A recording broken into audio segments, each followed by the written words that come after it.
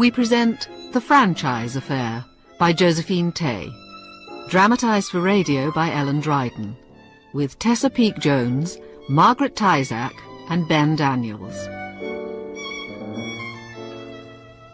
It was 4 o'clock of a spring evening, and Robert Blair was thinking of going home. But when you are the only Blair of Blair, Hayward and Bennett, you go home when you think you will.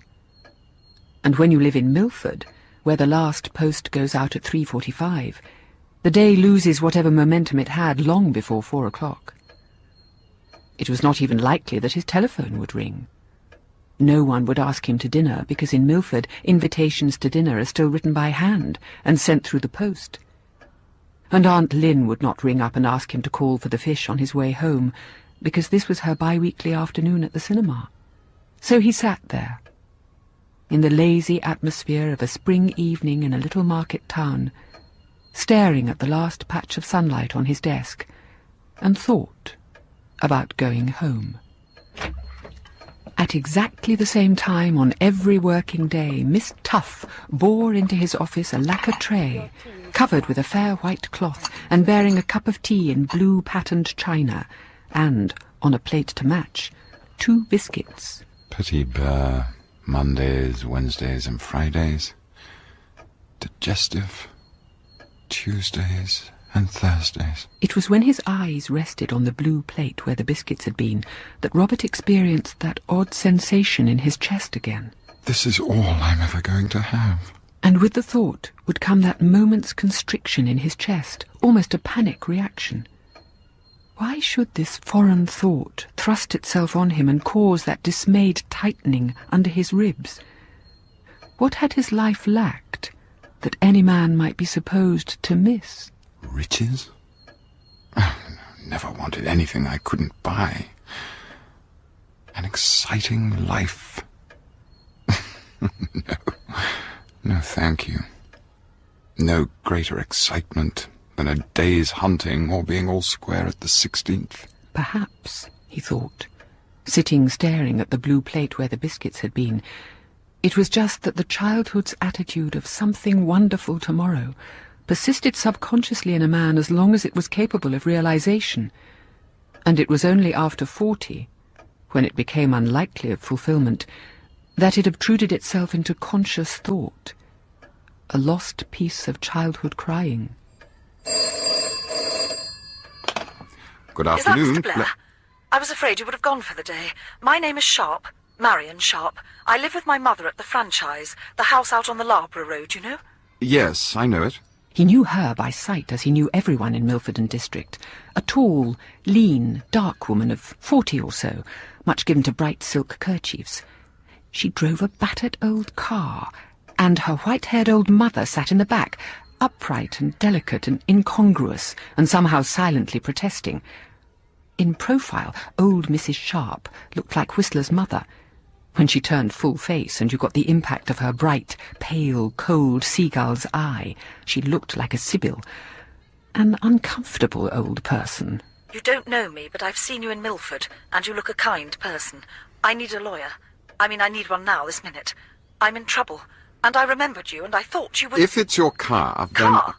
Oh, I see. No, it isn't a traffic offence. It's something more serious. It's Scotland Yard. Scotland Yard? I haven't murdered anyone, if that's what you're thinking. Well, are you supposed to have murdered anyone? No, it isn't murder at all. I'm supposed to have kidnapped someone or abducted them or something. I can't explain over the telephone. I need someone now, at once. But you know it isn't me you need. I know practically nothing about criminal law. My firm isn't equipped... I don't want a criminal lawyer. I want a friend. Someone who'll stand by me and tell me what I needn't answer if I don't want to. You don't need a training in crime for that, do you? No, but you'd be much better served by a firm who are used to police cases, a firm that Are you trying to tell me that this isn't your cup of tea? No, of course not. Do you know what I feel like? I feel like someone drowning in a river because she can't drag herself up the bank. And instead of giving me a hand, you point out that the other bank is much better to crawl out on. Mr. Blair, do please come. I need you now. There are people from Scotland Yard here in the house.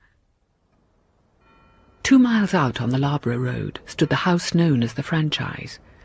The iron lace of the original gates had been lined, in some Victorian desire for privacy, by flat sheets of iron, and the wall was too high for anything inside to be visible, so that, except for a distant view of its roof and chimneys, Robert had never seen the franchise. How long have they been here? 3, 4 years?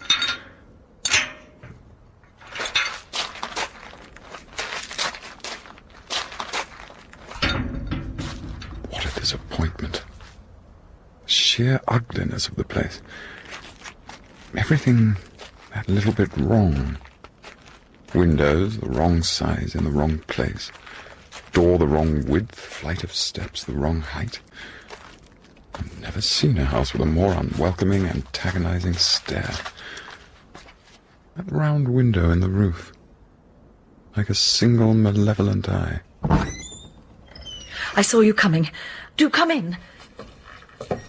I didn't want you to ring because my mother lies down in the afternoon and I'm hoping we can get this business over before she wakes up. I am more grateful than I can say to you for coming. Oh, please, not at all. Grey, hazel eyes. I expected them to be bright brown. The law is in here. This is Detective Inspector Grant from headquarters. How do you do? Good afternoon. I'm glad you've come, Mr. Blair. I couldn't very well proceed until Miss Sharp had some kind of support. I see. And what are you charging her with? Well, I'm not charging her with anything at the moment. I am supposed to have kidnapped and beaten up someone. Beaten up? Yes, beaten her black and blue. Her? A girl. She's outside the gate in a car now. I think we'd better begin at the beginning.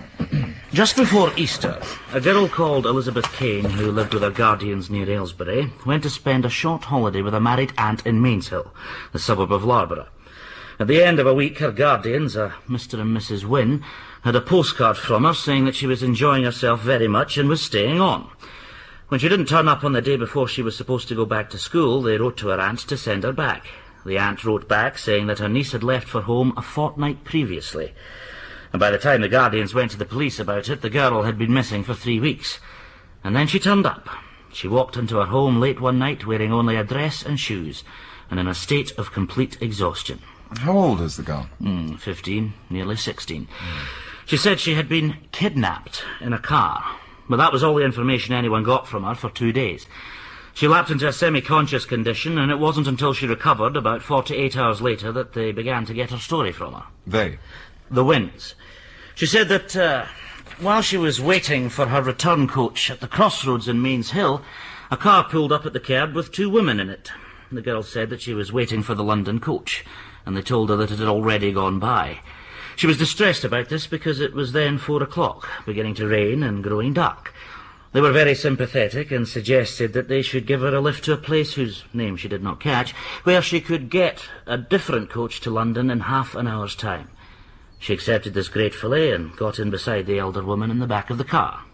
She said something about it being extraordinarily kind of them to take her so far out of their way, and the younger woman said that it was not, in fact, out of their way, and she would have time to come in and have a cup of something hot with them. She was doubtful about this, but the younger woman said there was no point in waiting for 20 minutes in the rain when she could be warm, dry, and fed inside. Eventually, the younger woman got out, opened what appeared to the girl to be drive gates, and the car was driven up to a house which it was too dark to see. She was taken into a large kitchen. The older woman put some cold coffee on the stove to heat, and the younger one cut some sandwiches. While they ate and drank, the younger woman told her that they had no maid at the moment and asked her if she would like to be a maid for them for a little. She said that she wouldn't. They tried persuasion, but she stuck to it that it was not the kind of job she would take. Their faces began to grow blurred, and when they suggested that she might at least come upstairs and see what a nice bedroom she would have if she stayed, she was too fuddled in her mind to do anything but follow them. That was all she remembered until she woke up in daylight on a truckle bed in a bare little attic. She was wearing only her slip, and there was no sign of the rest of her clothes. The door was locked, and the small round window would not open, so... Round window? Yes, a round window up in the roof. Presently, the younger woman arrived with a bowl of porridge. The girl refused it and demanded her clothes and her release. The woman said that she would eat it when she was hungry enough. She was alone till evening, when the same woman brought tea on a tray with fresh cakes and tried to talk her into giving the maid's job a trial. The girl again refused, and for days, according to her story, this alternate coaxing and bullying went on, sometimes by one of the women and sometimes by the other. Then she decided that if she could break the small round window, she might be able to crawl out of it onto the roof, which was protected by a parapet, and attract the attention of some passer-by. Unfortunately, her only implement was a chair, and she had managed only to crack the glass before the younger woman interrupted her in a great passion. She snatched the chair and belaboured her with it until she was breathless. She went away, taking the chair with her, and the girl thought that that was the end of it. But in a few moments, the woman came back with what the girl thinks was a dog whip and beat her until she fainted. Next day, the older woman appeared with an armful of bed linen and said that if she would not work, she would at least sew. No sewing, no food. So she mended some of the linen and was given stew for supper. Then one evening, the older woman brought the usual bowl of stew and went away, leaving the door unlocked. The girl waited, thinking it was a trap that would end in another beating. But in the end, she ventured onto the landing. There was no sound, and she ran down a flight of uncarpeted stairs, then down a second flight to the first landing. Now she could hear the two women talking in the kitchen. She crept down the last flight and dashed for the door. It was unlocked, and she ran out just as she was, into the night. In her slip? No, the slip had been exchanged for her dress. There was no heating in the attic, and in nothing but a slip she would probably have died. If she was ever in an attic. If, as you say, she was ever in an attic. She does not remember much after that. She walked a great distance in the dark, she says. Then, on a main road some time later, a lorry driver stopped to give her a lift. She was so tired that she fell straight asleep. The lorry driver woke her when they reached the turning where she wanted to be put off, less than 2 miles from her home. She heard the clock strike 11, and shortly before midnight she arrived back home. And that's the girl in the car outside? Yes. When the girl had recovered sufficiently, she was persuaded to tell her story to the police. She remembers seeing from the car a bus with a lighted sign saying Milford. She said she had never been to Milford, nor did she know where it was. She gave a detailed description of what she saw from the round window in the attic. Well, there is no other house between Larborough and Milford which fulfills the girl's description, except the franchise. When she first saw the wall in the gate today, she was sure that this was the place. This girl, may we know something about her? Why guardians, not parents, for instance? No, she's a war orphan. She was evacuated to Aylesbury and was billeted with the Winds, who had a boy 4 years older. About 12 months later, both her parents were killed in the same incident, and the Winds, who'd always wanted a daughter, were glad to keep her. She looks on them as her parents, as she can hardly remember the real ones. I see. And her record? Oh, excellent. Has never been in any kind of trouble in or out of school. Transparently truthful was the phrase her form mistress used about her. Was there any evidence of the beatings she said she'd been given? Oh, yes. The Wind's own doctor saw her, and his statement is that she'd been very extensively knocked about. I should like to say the Winds are very sensible people. They've taken the affair admirably. And all that remains is for me to show the same admirable detachment. Well, you see my position, Miss Sharp. The girl not only describes the house, but also the inhabitants, very accurately. I can think of no explanation, but I do understand your position. Now I think we had better have the girl in. But before we do... Ah, 2 strange men. Let me present them, Mother. This is Mr. Blair, of Blair, Hayward and Bennett, the firm who have that lovely house at the top of the High Street. Needs retiling. Detective Inspector Grant. You should not be sitting in that chair. You're much too heavy for it. Mother? The inspector wants us to see a young girl who is waiting outside. She claims that she has been abducted and detained by people who wanted to make a servant of her. When she refused, they locked her up, starved and beat her. She described the house and the people minutely. And it so happens that you and I fit the description admirably. So does our house. Remarkably interesting. What did we beat her with? A dog whip, I understand. The inspector would like us to meet the girl, so that she can say if we are the people who detained her or not. Have you any objections, Mrs. Sharp? On the contrary, Inspector. I look forward to the meeting with impatience. It is not every afternoon, I assure you, that I go to my rest a dull old woman and rise a potential monster. Then, if you will excuse me, I shall bring her in. You have my sympathy, Mr. Blair. Why, Mrs. Sharp? I take it that Broadmoor and criminal lunacy are a little out of your line. I found it extraordinarily interesting. Yes. I expect the distractions of Milford are scarce and mild. I'm reduced to pouring weed killer on weeds, a legitimate form of sadism on a par with drowning fleas. Do you drown your fleas, Mr. Blair? No, I squash them. But I have a sister who used to pursue them with a cake of soap. She hits them with the soft side and they stick to it. How very interesting. A technique I have not met before. I must try that next time.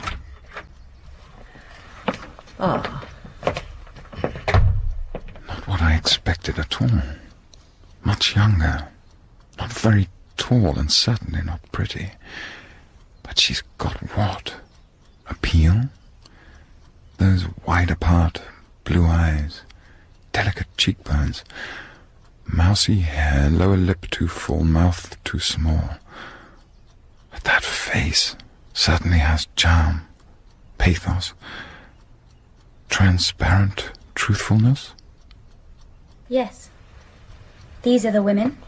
You have no doubt about it. It is a very grave accusation, you know.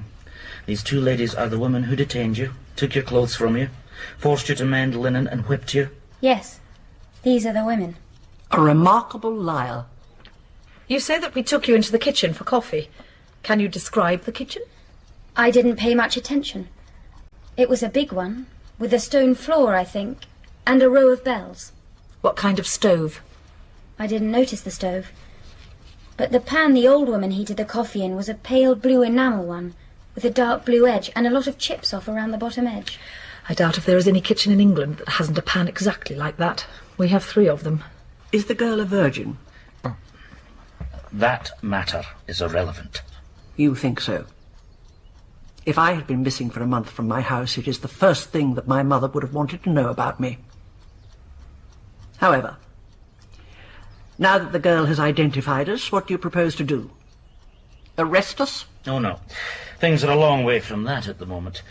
I want to take Miss Kane to the kitchen and the attic so that her descriptions of them can be verified. I see. A most admirable caution, Inspector. Ah, well, if you will excuse me, I shall go back to my interrupted rest. But don't you want to be present when Miss Kane inspects? Well, to hear the... Oh, dear, no. I have not the faintest doubt that Miss Kane will identify the attic. Indeed, I should be surprised beyond belief if she failed to. For 2 people who are on beating terms, we are distressingly ill-acquainted. I hope to know you much better before this affair is finished, Miss Kane. Goodbye, Mr. Blair. I hope you will continue to find us stimulating.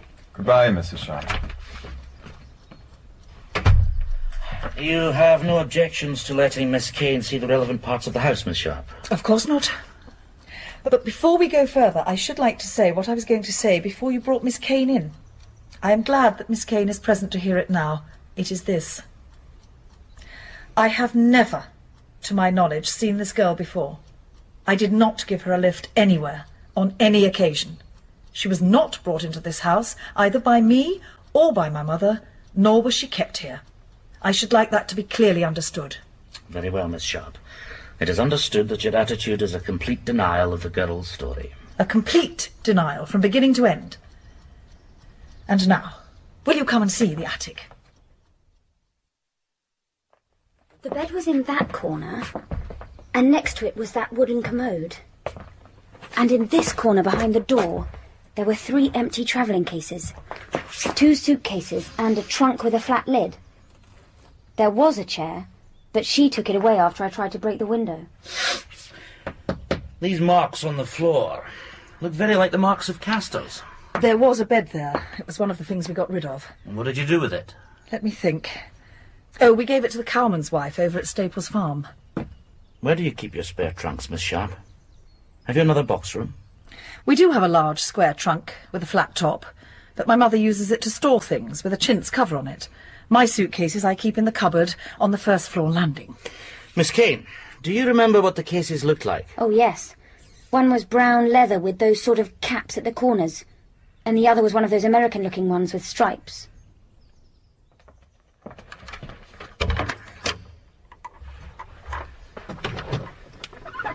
Are these the cases?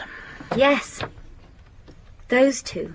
What's happened to the calm, demure schoolgirl now? That look. Primitive, cruel, triumphant. I am not going to disturb my mother again. I acknowledge that the trunk in her room is large and flat-topped. It has been there without interruption for the last 3 years. Very good, Miss Sharp. And now the garage, if you please. In your statement, Miss Kane, you described the car thus. One of the wheels was painted a different shade from the others and didn't look as if it belonged. The different wheel was the one in front on my side as it was standing at the pavement. And the near front wheel is a darker shade of grey. What is there to say? Thank you very much, Miss Sharp. You've been very courteous and helpful, and I'm grateful to you. I shall be able to get you on the telephone any time in the next few days, I suppose, if I want to talk to you further. Oh, yes, Inspector. We have no intention of going anywhere. Sherry, Mr. Blair? Thank you.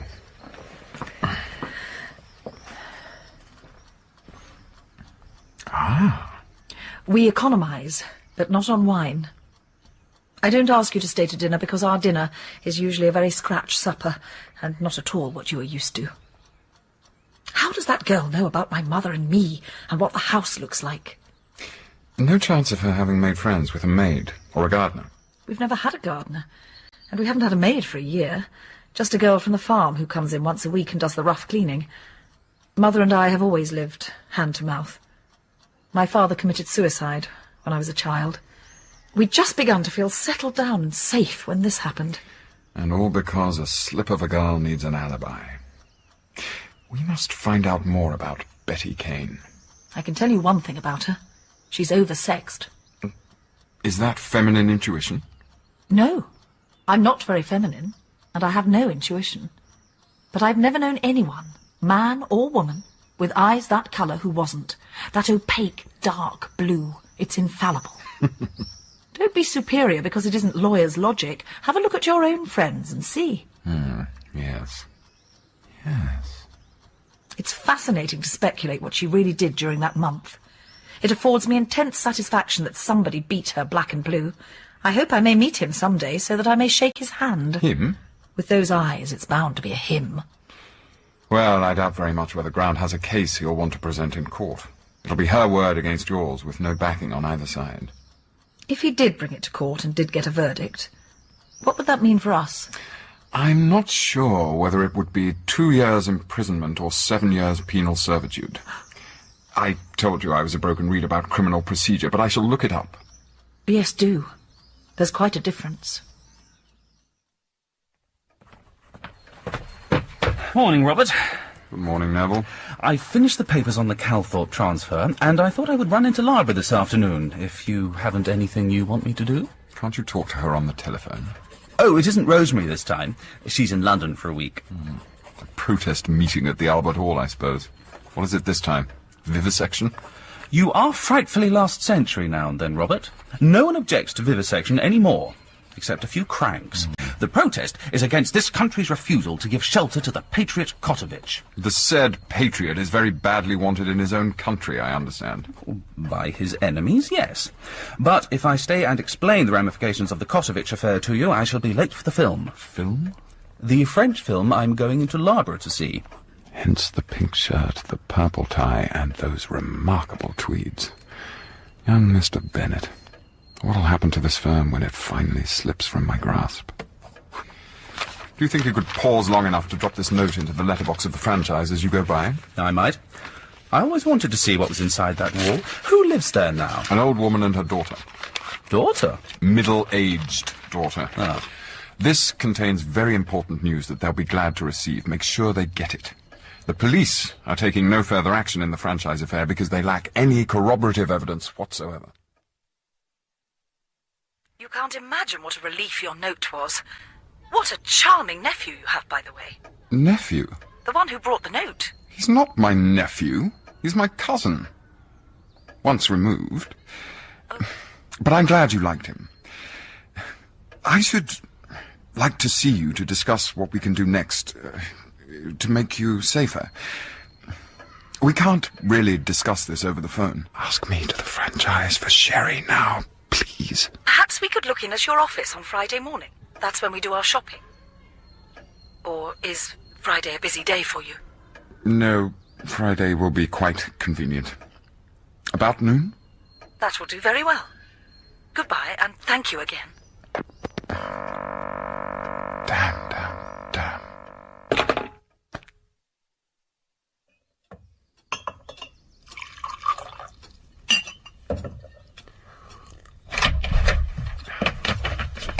You didn't tell me she was like that. Who? The sharp woman. Why didn't you tell me? I didn't expect you'd meet her. I thought she slept in the afternoons. I don't believe she ever sleeps. She doesn't belong to the human family at all. She's all fire and metal. I know she's a very rude old woman, but you have to make allowances. Old? Who are you talking about? Old Mrs. Sharp, of course. I didn't even see old Mrs. Sharp. I'm talking about Marion. Marion Sharp? How did you know her name was Marion? Well, she told me. It does suit her, doesn't it?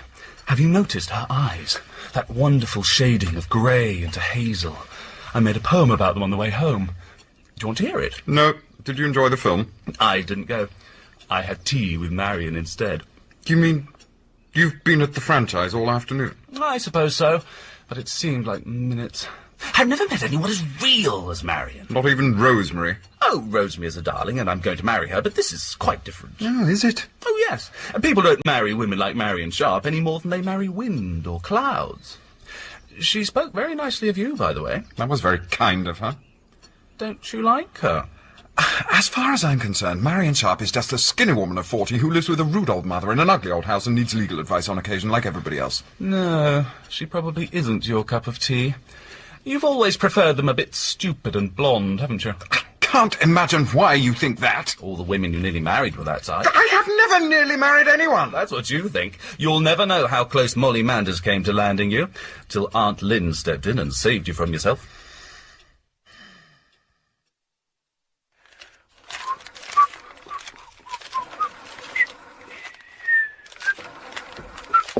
Morning, Stanley. I just looked in to pay the bill for my car. Well, I expect it's around somewhere. Have a look. Bill's probably put it over in that pile.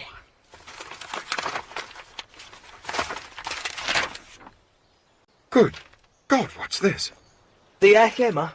Not your sort of newspaper, Mr. Blair. Girl says yes, what do the police say? That's the franchise. Nice little number on the front page, isn't she?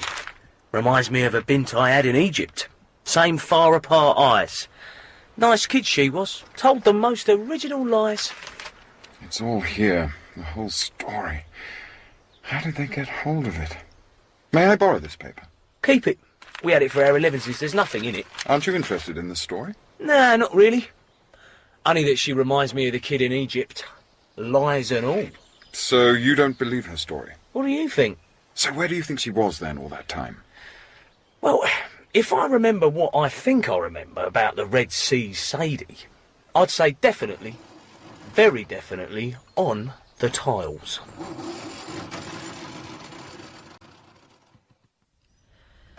An odd thing happened this morning. We went to the Anne Boleyn tea rooms for some coffee before we came to you. There were 2 vacant tables, but Miss Truelove said that they were reserved, and she wouldn't serve us. Has the gossip started already? No. I'm afraid she's read this morning's Hack Emma. I don't suppose you've ever seen this poisonous rag. I'm sorry. Oh, no.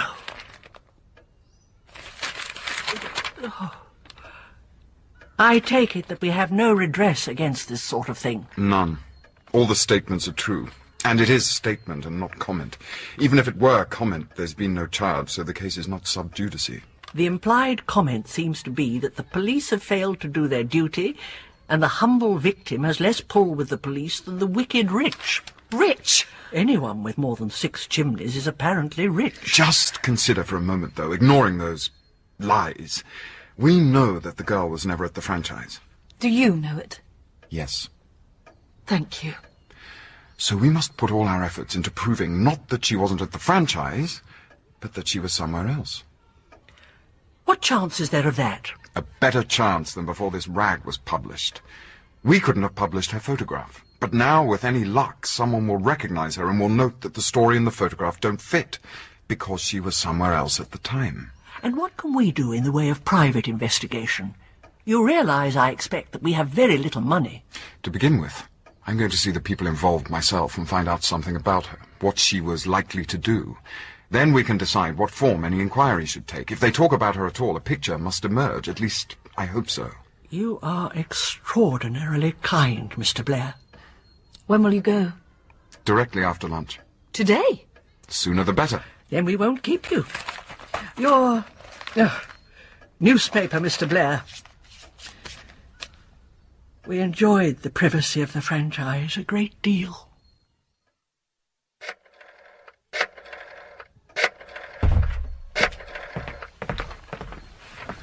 You wanted me? Hello, Neville. Have you seen this morning's Ack Emma? I take it that question is rhetorical? Take a look. Oh, hello, Aunt Lynn. Be an angel and pack a bag for me. Just a little case and just the minimum. Yes, I'll be into lunch in about 10 minutes. Goodbye till then. The blasted swine! What do you make of it? Make of it? Obvious piece of sensationalism by an unbalanced adolescent. And if I told you she was a very calm, ordinary schoolgirl, anything but sensational. You've seen her? That's why I went to the franchise last week. To be there when Scotland Yard brought the girl to confront them. Put that in your pipe and smoke it, young Neville. She may invite you to tea, but it's me she turns to in trouble. Robert, what on earth are we going to do about this moppet? First of all, I'm going to see my old school chum, Kevin McDermott. No charges yet, but I have an unpleasant feeling that the Sharps are going to need a good barrister before very long.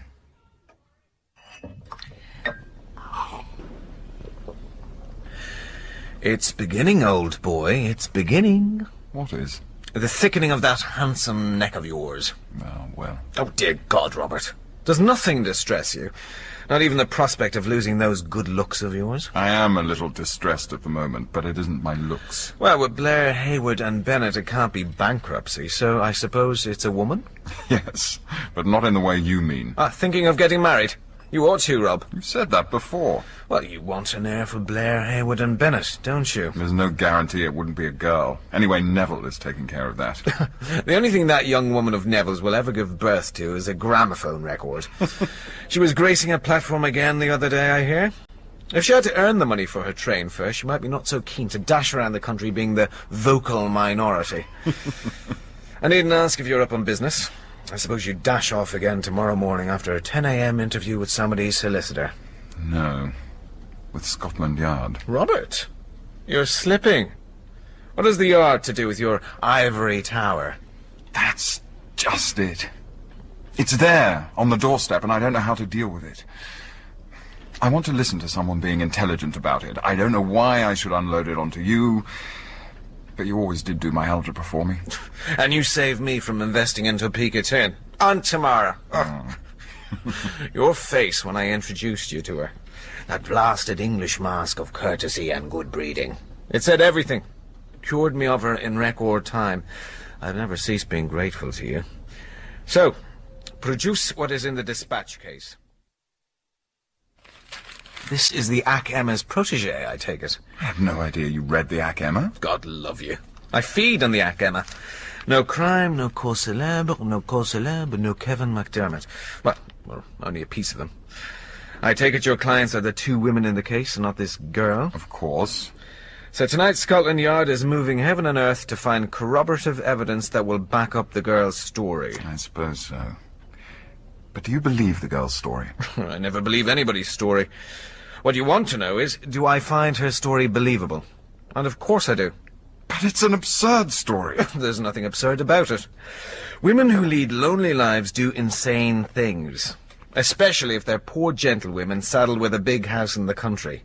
What's the most likely form for their mild insanity to take? The capture of a girl to be their servant, of course. The girl they capture happens to be a blameless schoolgirl conveniently far from home. It's their bad luck that she's never been caught out in a lie to date, so everyone's going to take her word against theirs. If I were the police, I'd have risked it. Seems to me they're losing their nerve. Oh, Of course, they may have remembered a parallel case where everyone believed the girl and were very thoroughly led up the garden path. Parallel? When? 17-something, I forget the date. Oh. There's no O about it. The nature of alibis hasn't changed much in 2 centuries. If the parallel case is any guide, the girl's story is an alibi. Then you do believe her story is all nonsense? A complete invention from beginning to end. Kevin, you are maddening. You said you found it believable. So I do. I also find it believable that it's a tissue of lies. I'm not briefed for either side. I could make a very good case for either at a moment's notice. On the whole, I should prefer to be counsel for the young woman from Aylesbury. She'd be wonderful in the witness box. And from what you tell me, neither of the shops will be much help visually to a counsel. More whiskey? No, thank you.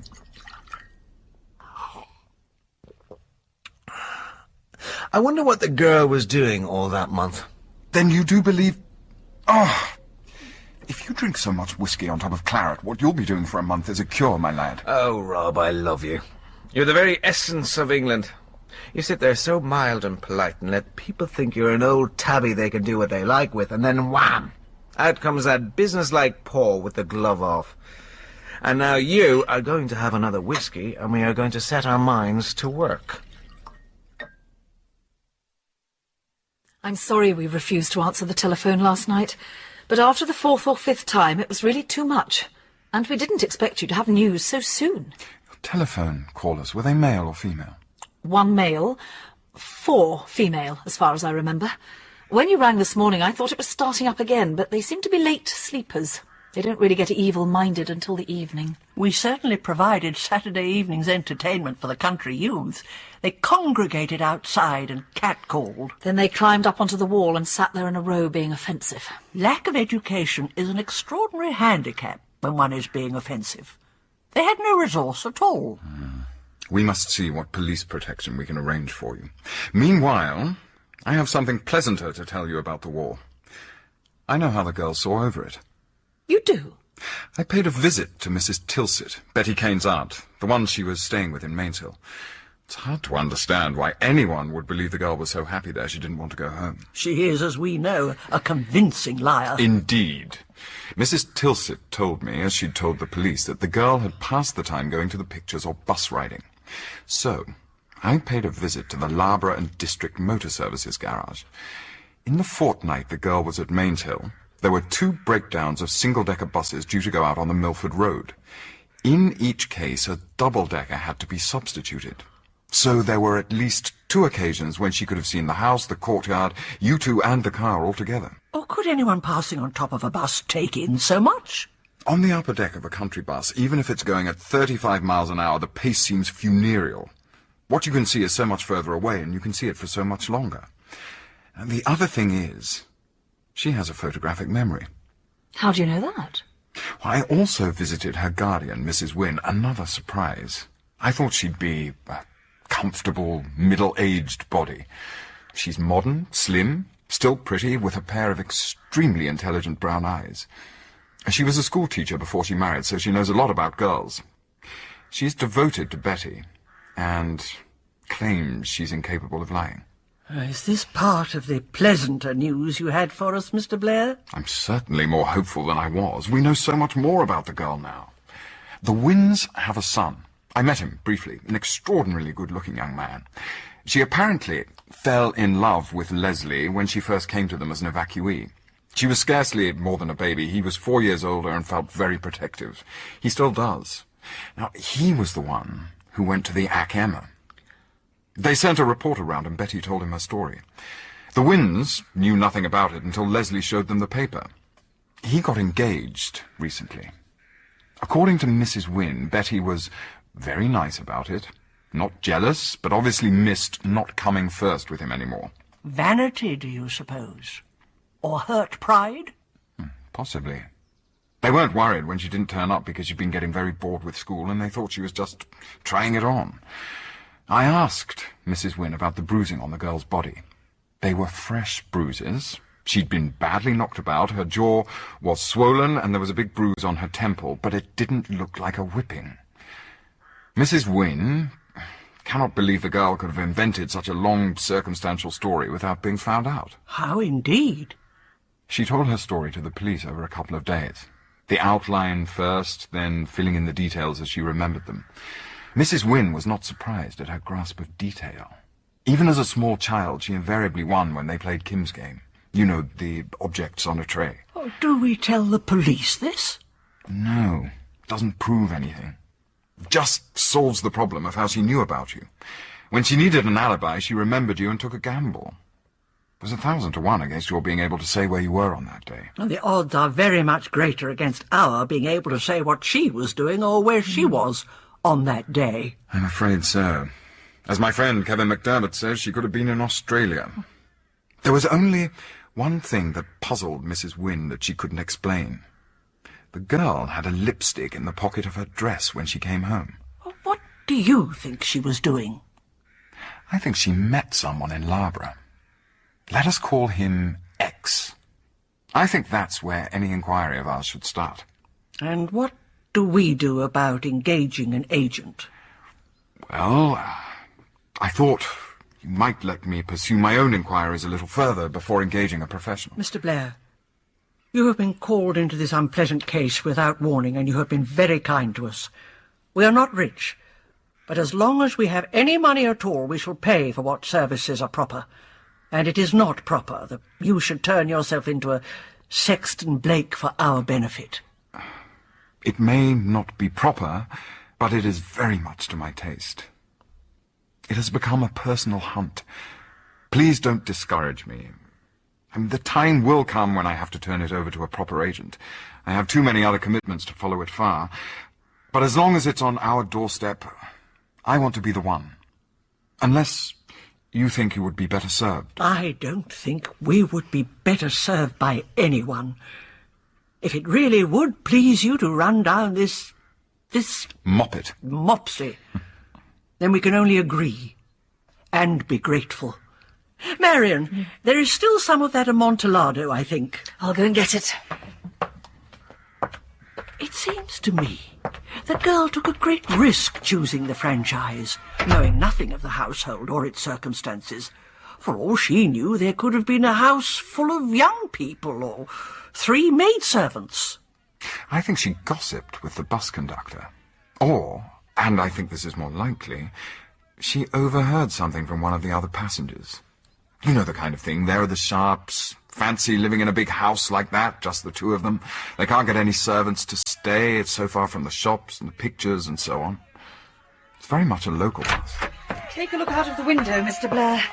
We seem to have attracted quite a crowd. Back to loser again, Mr. Blair. It isn't a bet, Stanley. It's human nature. You start to be sorry about human nature, you won't have time for anything else. Been trying to reform somebody? I've been trying to get somebody to wipe slogans off the walls of the franchise. We chased away a crowd of sightseers the other day, but they're back with a vengeance. Slogans? In best quality white paint. Fascists, foreign bitches, get out or we'll make you. Nobody I've tried wants the job of cleaning it up. They seem to think that those women deserve it. When I was in the signals, I was given a free tour of Italy, and I got quite a phobia about slogans on walls. So, what's the good of owning the most modern and best-equipped garage in Milford if you can't get rid of a spot of paint? Bill'll give me a hand. Bless you both. I just want those slogans off before breakfast. I'll come along and help. Not in that Savile Row suit you won't. You cut along home. You, don't mind if the wall's a bit smeary, do you? We're just good-intentioned garage hands, not decorators. I've some good news for you. I have established the fact that X exists. She had tea with him in the Midland Hotel in Loughborough. How did you find that out? I've known Albert, the head waiter at the Midland, for years. He'd noticed this demure little girl in a green hat and dress, pale grey coat and black court shoes, sitting alone, day after day, taking tea. Looked as if she were waiting for her maiden aunt to join her. One day there was a young businessman at the next table working on some papers. The girl crossed over to his table, engaged him in conversation, and then joined him. They left together. Do we know who X is? He wasn't one of their regulars. He may have just called in for tea. I think this is where I need to hand over to a professional to track him down. Whatever you think best. You've had a bad day at the franchise, haven't you? Yes. I feel dirty all over. What was worse than the audience and the wall was the post. The postman gave it to the police to deliver. It's not often the police can be accused of disseminating obscene literature. You want me to give you the name of a private agent, is that it? Well, so far you have no proof of anything that would stand up in court. In fact, the only leg you have to stand on is Alec Ramsden, 5 Spring Gardens, Fulham, your private sleuth. He'll do you proud. And if there's anything else I can do, just give me a ring. I wish I had time to come down and see the franchise and your witches for myself. They grow on me. Goodbye. Do please sit down, Inspector Grant. I take it that you're here about the franchise affair. Yes, Mr. Blair. I have a warrant. A search warrant? No. A warrant to arrest. You hadn't expected this. No. To be frank, it's a great shock. You have new evidence? Yes. What we think is conclusive evidence. We have a man who saw Betty Kane being picked up by a car. A car? Yes, if you like. But its description fits that of the Sharps. So do 10,000 others in Britain, and? The girl from the farm, who went once a week to help clean the franchise, swears that she heard screams coming from the attic. She spoke about it to friends, and she is willing to repeat the story on oath. Did she speak about it to her friends before the gossip about Betty Kane's abduction got around? Yes. Ah. Thank you for being so frank. But this is a misdemeanor, not felony, you're accusing them of. Surely a summons would meet the case. There's no question of their not being there to answer the charge, nor of a similar crime being committed by them in the interval. When did you want them to appear, by the way? At the police court on Monday. Then I suggest you serve them with a summons to appear. If the franchise is left without occupants, it'll be a wreck within a week. Not a day passes without a mob of sightseers trespassing and bawling insults at the Sharps. Disgusting slogans have been painted on the walls. One of the men, Stanley Peters, who offered to clean up the walls, was injured when one of the louts hit him with a bottle and cut his head open just above the eye. Most of the windows on the ground floor have been smashed. Bricks, with threatening letters wrapped round them, have been hurled at 2 defenceless women. They refused to leave their house unattended, bravely but perhaps unwisely. But, as Mrs. Sharp pointed out, if the police didn't have the forces to protect the human beings who lived there, there was little chance they'd be able to protect their property. So Stanley Peters is acting as a night watchman for them to prevent any further acts of violence. If the mob, already incited to violence by that filthy rag... I share your contempt for the act, Emma, as do my superiors.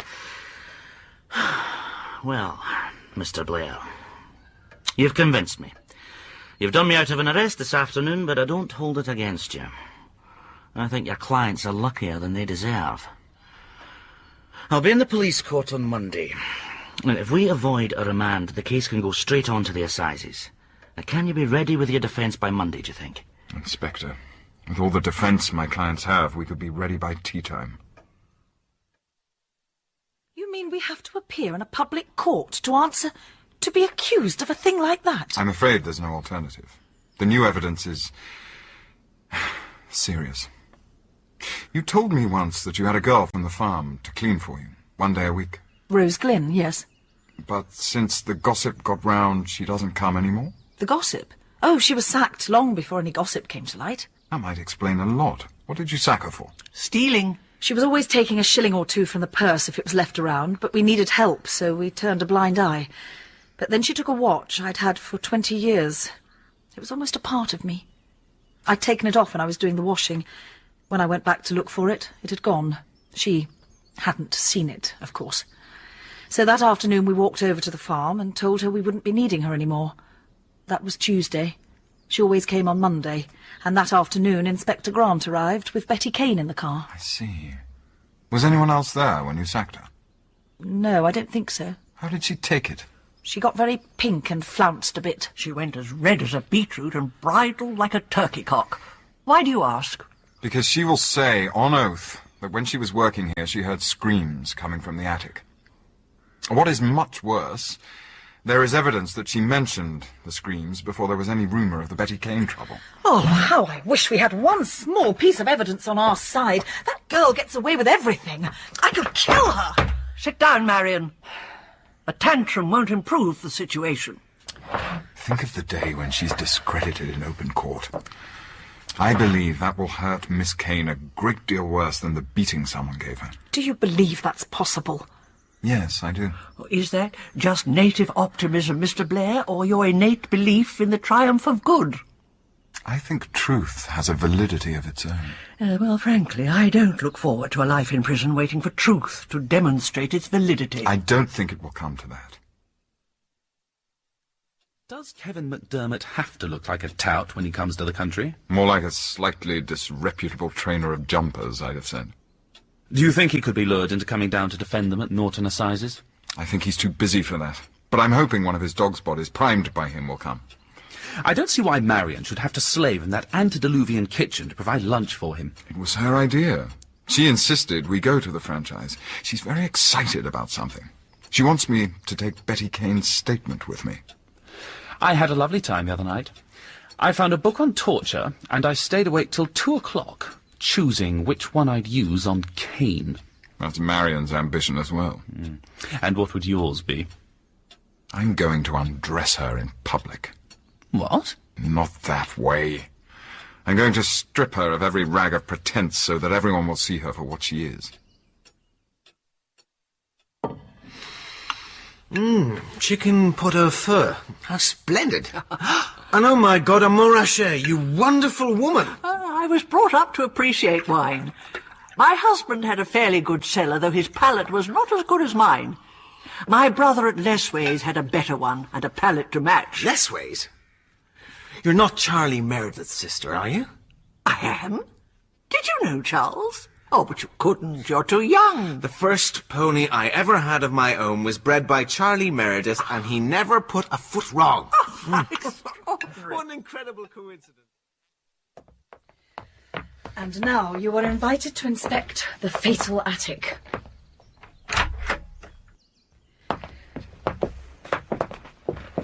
And this is the view she described? Inside the gate, the carriageway went straight for a little, then divided in two into a circle up to the door. Ha! You see? We knew that her description was accurate, Except for one tiny detail. That was something she didn't reckon with. My advice is that we give them the police court and save this titbit as a make-weight for the assizes. Whom can we get for the defence? Oh, it's just possible I might be able to come down myself. Let me see. Yes, I don't see why I shouldn't. Short of the unforeseen, it would give me great pleasure to defend them against that nasty piece of work. How odd your mother should be Charlie Meredith's sister. One of the best, old Charlie. The only approximately honest horse-coper known in history. It isn't possible that his sister could have abducted anybody. It's a wonder, isn't it, how so many people have so little to do on a Monday morning. Look at them, all here to see St. Bernadette in person. After the Ac Emma, the fan mail, and the offers of marriage, she must find our little police court far too small a stage. I can't wait to see this floozy in the flesh. Oh, no. An angel-faced child alone against the world. Nobody will ever believe she's kissed anything but the book. Uh-oh. Here we go. You are Betty Kane of 45 Acacia Avenue, Aylesbury? I am. And did you in fact mend the linen? I was too stiff from the beating that night. But I mended some later, and they gave me some stew. Just as if she was saying I was too busy playing bridge. Such an extraordinary air of truth about her. Do you wish to examine Mr. Blair? No, sir. I have no questions.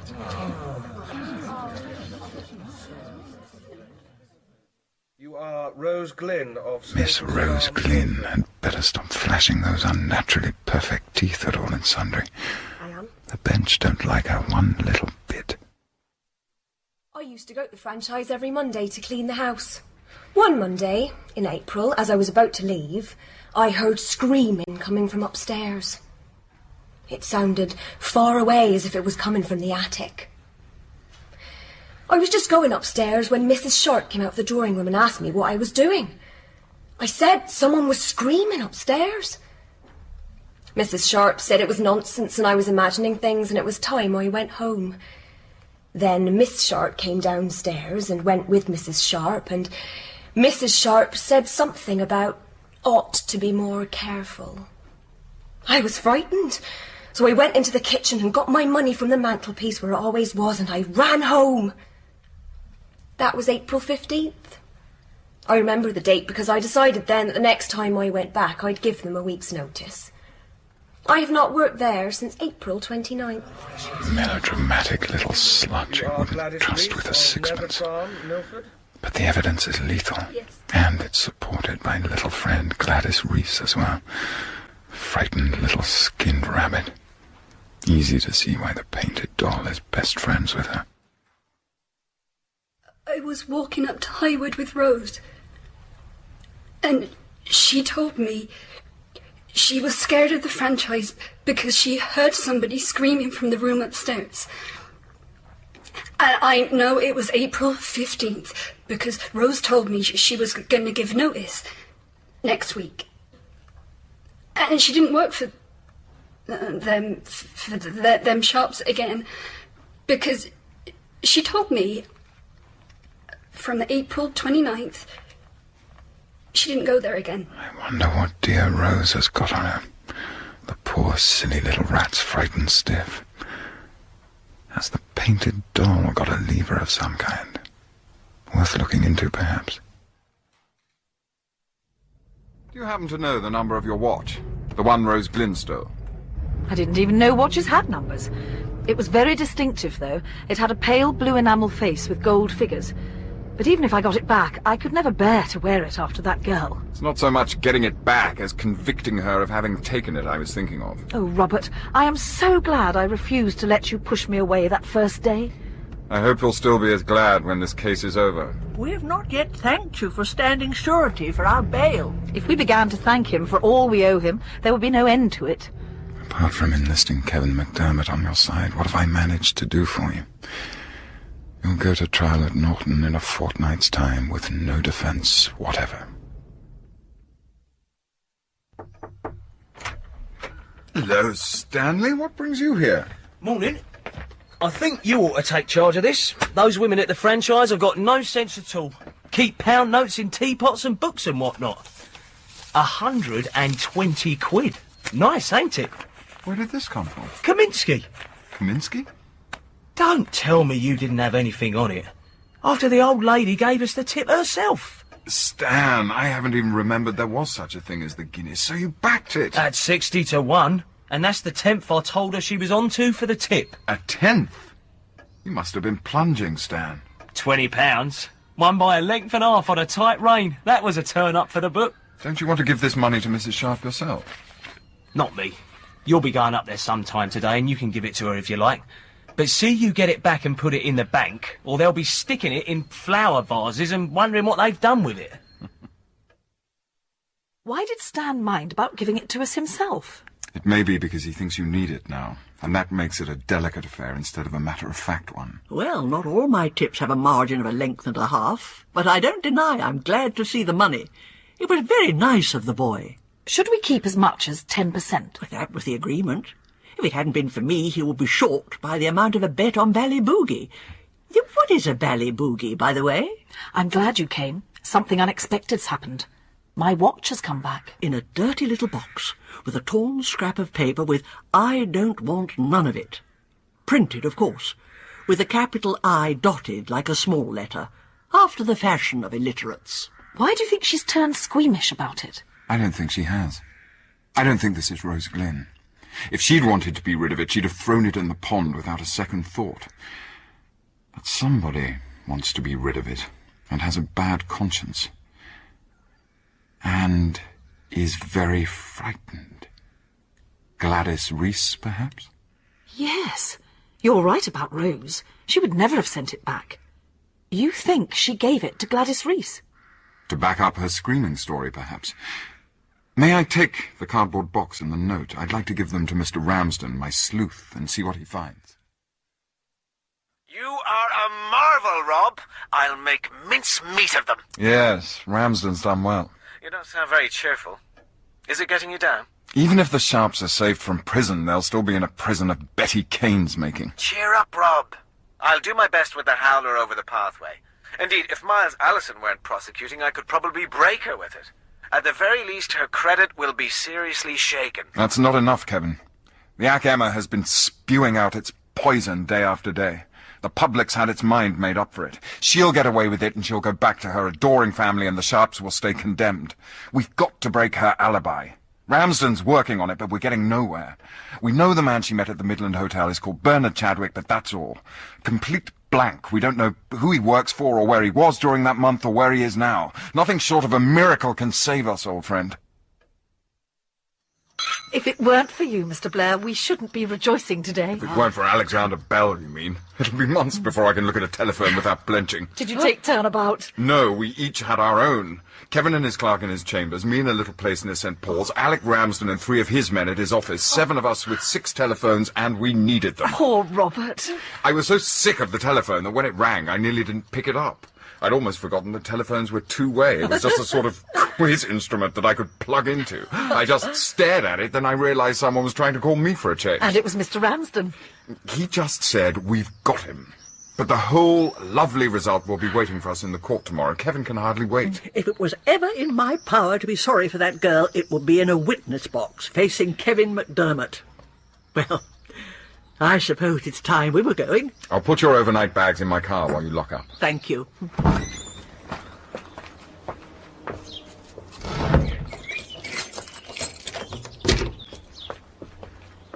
If anyone had told me last week that I should be leaving the franchise to go to the assizes with a light heart, I would not have believed it.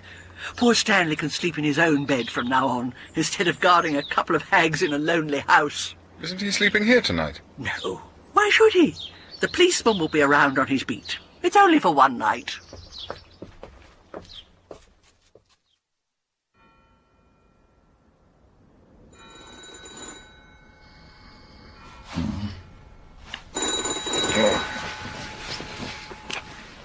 Hello? Stand here, Mr. Blair. Can you come back to Milford? The franchise is on fire. What? Badly? Well, it's got a good hold, but they think they can save it. So I'll be over as soon as I can make it.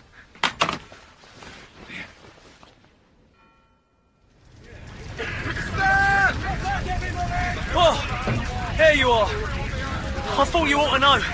There isn't enough water. We've got a lot of the stuff out.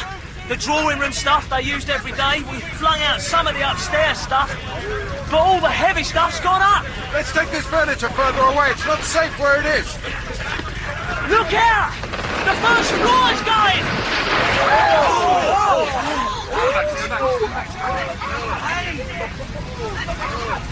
God, it's bright. Stan, look over there. Those 2 youths. What are they grinning for? Oh, yeah. Oi! You two! What do you know about all this? Or need I ask? It's your handiwork, isn't it? Oh! Neat. Very neat, Mr. Blair. Watch it! The roof's coming down!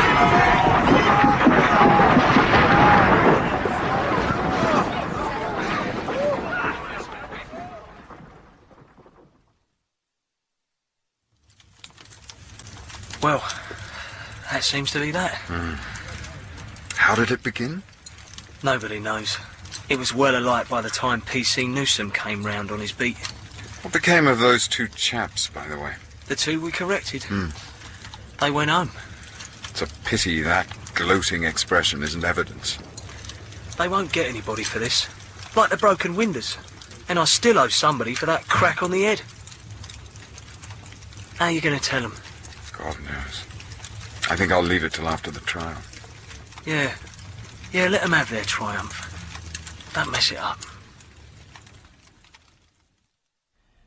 Miss Kane, you say it was dark when you arrived at the franchise. Too dark to see the outside of the house? Yes, much too dark. And then the night you escaped, perhaps that was not quite so dark. Oh, yes. That was even darker, if possible. Oh, so you could not possibly have seen the outside of the house on some occasion? Never. Never. Well, let us consider what you say you could see from the window of your prison in the attic. You said in your statement to the police that the carriageway from the gate to the door went straight for a little, then divided in two into a circle up to the door. How did you know it did that? How did I know? I could see it. From where? From the window in the attic. It looked out onto the courtyard in front of the house. But from the window in the attic, it is possible to see only the straight part of the carriageway. The edge of the roof cuts off the rest. How do you know that the carriageway divided in two and made a circle up to the door? I saw it. How? From that window. You want us to understand that you see on a different principle from ordinary beings? It is the way I described. Oh, certainly it is the way you described. But what you described was the view of the courtyard as seen by, let us say, somebody looking over the wall at it, not by someone looking at it from the window in the attic, which you assure us was your only view of it. So, you cannot explain how, speaking to the police that day in Aylesbury, you described a peculiarity that you could not possibly have known about if your story was true. Have you ever been abroad, Miss Kane? Abroad? No. Never? No, never. You have not, for instance, been to Denmark lately? No. Do you know a man called Bernard Chadwick? No. You did not, for instance, stay with him at a hotel in Copenhagen? No, I have never been abroad at all. So that if I were to suggest that you spent those missing weeks in a hotel in Copenhagen and not in an attic at the franchise, I should be mistaken? Quite mistaken. Thank you. Mr. Elephant. Miss Kane, you arrived at the franchise by car? Yes. And that car, you say in your statement, was driven up to the door of the house? Now, if it was dark, as you say, there must have been side lights on the car, if not headlights, which would illuminate not only the carriageway, but most of the courtyard. Yes, yes, of course. I must have seen the circle then. I knew I'd seen it. I knew it. Now, Gladys, I am going to suggest that you did not want to come here today and give evidence against these two people at the franchise. No, I didn't. I didn't. But you came. Yes? Why? Because you thought it was your duty? No. Oh, no. Was it because someone forced you to come? Someone who held something over your head? Someone who said, you say what I tell you to say or I'll tell about you? I don't know. This court, all the people you see here today, have come here to find out the truth about something. And what is more, there is a very heavy punishment for persons who take an oath to speak truth and tell what is not true. But if it so happened that they had been frightened into telling lies by someone threatening them, then the person who would be punished most would be the person who made the threats. Do you understand that?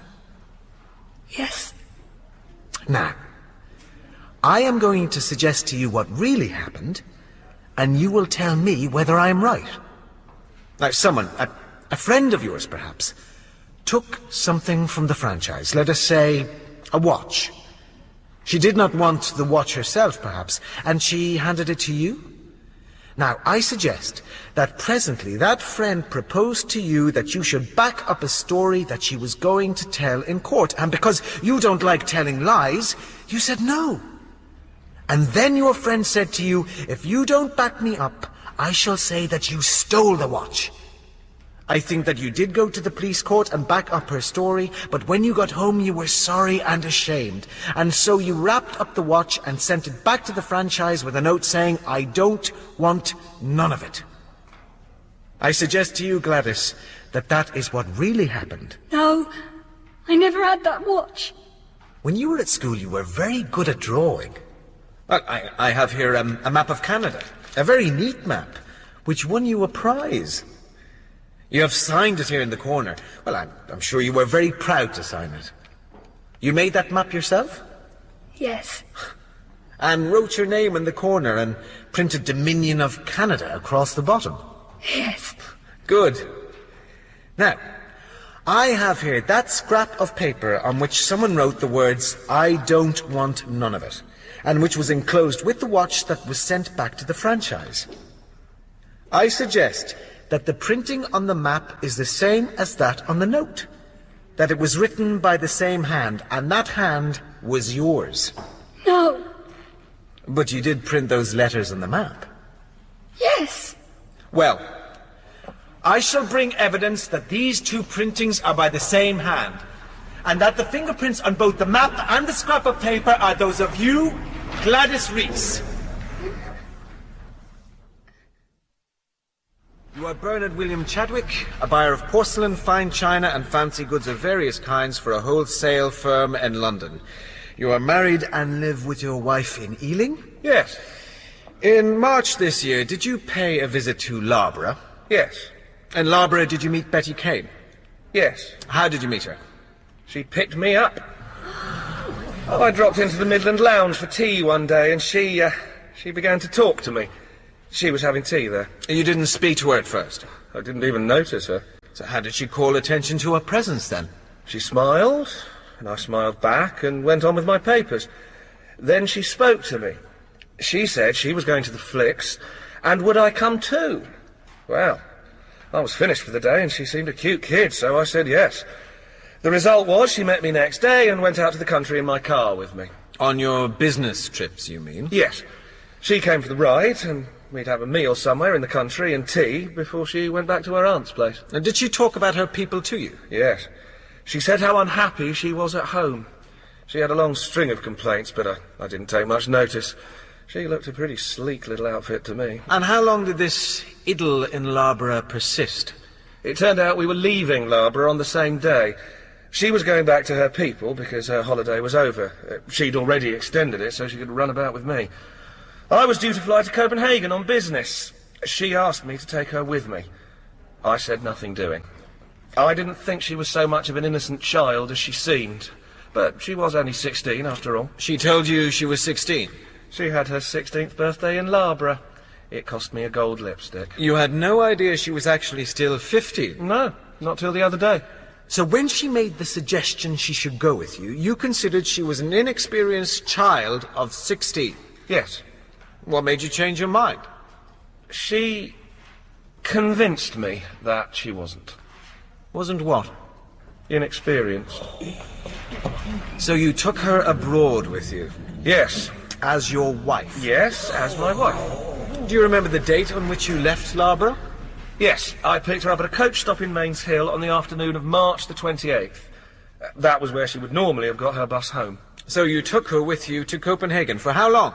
A fortnight. And then? We came back to England together on the 15th of April. She told me that she was due back on the 16th, but on the way home, she told me she'd been due back on the 11th and she'd been missing for 4 days. So it would be impossible for her to go back. She was going to write to her people and say she had a job and was quite happy and they were not to look for her. She had no compunction about the suffering this would cause parents who were devoted to her? No. She said her home bored her so much she could scream. What was your reaction to this new situation? I was pretty angry. Put me in a spot. Were you worried about the girl? No, not particularly. Why not? By then I knew she was well able to take care of herself. What exactly do you mean by that? I mean, whoever was going to suffer in any situation she created, it wouldn't be Betty Kane. After a lot of talk, I decided the best thing to do would be to take her down to my bungalow on the river, near Bourne End. We used it for weekends in the summer, but only rarely for the rest of the year. She agreed, so I drove her down there. Did you stay with her that night? Yes. And the following night? I spent that at home in Ealing. Was your wife not surprised that you did not sleep at home more often? Not unbearably. And how did the situation at Bourne End disintegrate? I went down there one night and found she'd gone. You heard the girl, Betty Kane, give evidence today? Evidence that she had been forcibly detained in a house near Melford? Yes. That is the girl who went with you to Copenhagen, stayed there for a fortnight with you, and subsequently lived with you in a bungalow near Bourne End? Yes. That is the girl. You have no doubt about it? No. Thank you. Mr. Chadwick, this is a very belated story, isn't it? Belated? Yes, this case has been a matter for press report and public comment for the past 3 weeks or thereabouts. You must have known that 2 women were being wrongfully accused if your story was true. If, as you say, Betty Kane was with you and not as she says at the franchise, why did you not go straight to the police and tell them so? Because I didn't know anything about it. How was that? I've been abroad again from my firm. I knew nothing about this case until a couple of days ago. I see. You have heard the girl give evidence, and you've heard the doctor's evidence as to the condition in which she arrived home. Does anything in your story explain that? No. It was not you who beat the girl? No. You say you went down one night and found her gone, and all her belongings and her luggage had disappeared with her? Yes. And yet she arrived home without any belongings of any sort and wearing only a dress and shoes? I didn't know that till much later. So when you went down to the bungalow, you found it tidy and deserted with no sign of any hasty departure? Yes, that's how I found it. Mrs. Chadwick, when did you begin to suspect that your husband had developed an interest elsewhere? When a friend told me that he had a guest down at the bungalow. He attracts them like flies. So what did you do, or plan to do? What I always do with flies. I swat them. So you went down to the bungalow with the intention of swatting whatever fly was there? Yes. And what did you find at the bungalow? The door was unlocked, so I walked straight in and into the sitting room. A woman's voice called from the bedroom. "Is that you, Barney? I've been so lonely for you." I went in and found her lying on the bed in the kind of negligee you used to see in vamp films about 10 years ago. She looked a mess, and I was a bit surprised at Barney. She was eating chocolates out of an enormous box. Terribly 1930s, the whole setup. Please confine your story to the essentials, Mrs. Chadwick. Yes, sorry. Well, we had the usual exchange. The usual? Yes. The "what are you doing here" stuff. The wronged wife and the light of love, you know. But for some reason or other, she got in my hair. I don't know why. I'd never cared very much about the others. I mean, we just had a good row with no real hard feelings on either side. But there was something about this little tramp that turned my stomach. Please, Mrs. Chadwick. Right. Sorry. But I did think I was supposed to tell it in my own words. Well, there came a point where I couldn't stand this I got to a stage where she riled me past bearing. I pulled her off the bed and gave her a smack on the side of the head. She looked so surprised. It was funny. It would seem no one had ever hit her in her life. She said, "You hit me?" Just like that. And I said, "A lot of people are going to hit you from now on, my poppet," and gave her another one. Well, from then on, it was just a fight. I own quite frankly that the odds were all on my side. I was bigger, for one thing, and in a flaming temper. I tore that silly negligee off her, and it was ding-dong till she tripped over one of her mules that was lying on the floor and went sprawling. I waited for her to get up, but she didn't, and I thought she'd passed out. I went into the bathroom to get a cold, wet cloth, and I mopped her face. And then I went into the kitchen to make some coffee. I'd cooled off by then. I thought she'd be glad of something when she'd cooled off too. But when I got back to the bedroom, I found that the faint had all been an act. The girl had let out. She'd had time to dress, so I took it for granted that she'd dressed in a hurry and gone. And did you go too? I waited for an hour, thinking Barney might come. All the girl's things were lying about, so I slung them all into her suitcase and put it in the cupboard under the stairs to the attic. And I opened all the windows. She must have put her scent on with a ladle. And then when Barney didn't come, I went away. A couple of days later, I told him what I'd done. And what was his reaction? He said it was a pity her mother hadn't done the same thing 10 years ago. And if you had realized that this girl was Elizabeth Kane, you would have informed the police? You would not have hesitated, owing to the fact that it was you who administered the beating? No, I'd administer another tomorrow if I got the chance. Do you intend to divorce your husband? No, certainly not. This evidence of yours and his is not a neat little piece of collusion? No, I wouldn't need collusion. I've got no intention of divorcing Barney. He's fun, and he's a good provider. What more do you want in a husband? And do you affirm that the girl you have described is the girl sitting here in court? Yes, I do. Silence in court! Silence in court! We'd better wait till the crowd thins out, then they'll let us out the back way. That poor woman. The girl's mother, Mrs. Wynne. I can't think of anything else. Can you imagine anything more frightful? To have lost the roof over one's head is bad. Oh, yes, Robert, my dear, you don't have to tell us about the fire.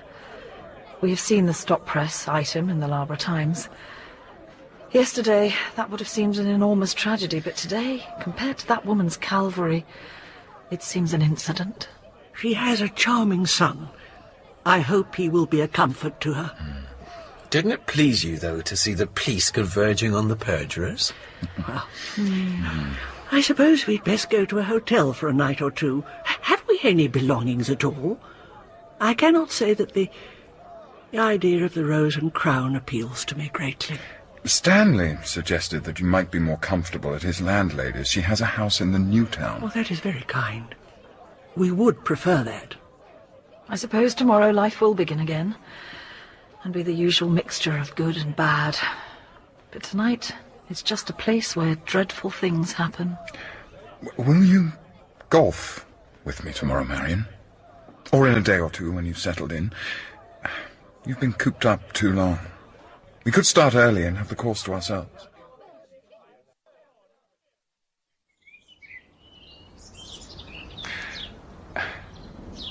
I want you to marry me, Marion.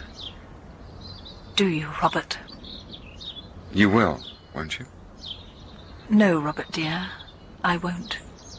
Why? Why not, I mean? Oh, as they say, because. Because why? Half a dozen reasons. For one, if a man is not married by the time he's 40, marriage isn't one of the things he wants out of life. And I would always be the woman in the cane case, an uncomfortable sort of wife for the senior partner of Blair, Hayward and Bennett. I'm not asking you to marry Blair, Hayward and Bennett. Then you have Aunt Lynn, and I have my mother. We can't just park them like pieces of chewing gum. I like my mother. I enjoy living with her. You'd miss all the cosseting that I wouldn't know how to give you, and wouldn't give you if I knew how. It's because you don't cosset me that I want to marry you, because you have an adult mind. An adult mind is very nice to go to dinner with once a week, but you'd find it a poor exchange for good pastry in an uncritical atmosphere. There's one thing you haven't even mentioned. Don't you care for me at all? Yes, I care for you a great deal. More than I've ever cared for anyone. But I am not a marrying woman. I don't want to put up with someone else's crotchets, someone else's demands, someone else's cold in the head.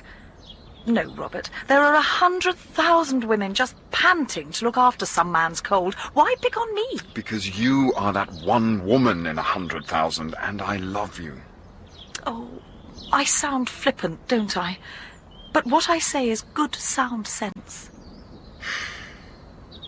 So, what are you going to do now you've lost the franchise? We're going to Canada. Oh. I have a cousin who's a professor at McGill. He asked us some time ago if we would go out to keep house for him. We had the franchise then and were happy, so we said no. But the offer is still open, and we both will be glad to go now. I see. Don't look so downcast. You don't know what an escape you are having, my dear.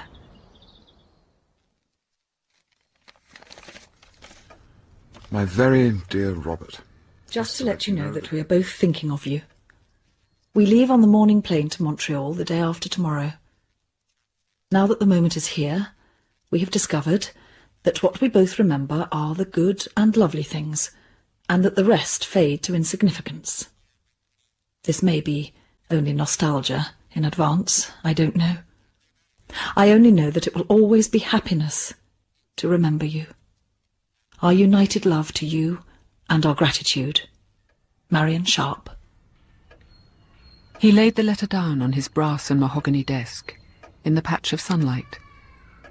Tomorrow at this time, Marion would no longer be in England. It was a desolating thought. But there was nothing to do but be sensible about it.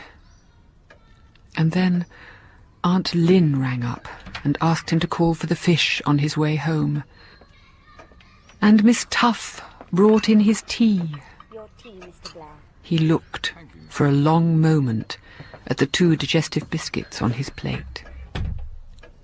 Then, with a gentle finality, he pushed the tray out of his way and reached for the telephone. Robert, have you come to see us off? No, I'm travelling by this plane. Travelling? You are? It's a public conveyance, you know. I know, but you're going to Canada? I am. What for? To see my sister in Saskatchewan. Much better pretext than a cousin at McGill. Oh, Robert, my dear, you can't imagine how revolting you are when you look smug.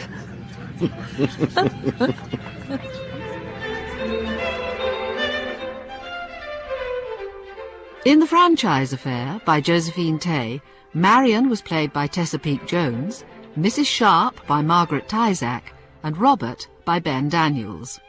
Kevin McDermott was Aidan McCardle, Inspector Grant, Stephen McNichol, Betty Kane, Emily Pennant-Ray, Neville, Guy Fearon, Stanley, Samuel James, Rose Glynn, Francesca Diamond, Gladys Reese, Laura Reese, Chadwick, Jonathan Dryden-Taylor, Mrs. Chadwick, Leela Hackett, Miles Allison, Sam Parks, and the voice of Josephine Tey, Alison Skilbeck. The play was directed by Ellen Dryden. The Franchise Affair was an independent production by First Rights Radio for BBC Radio 4.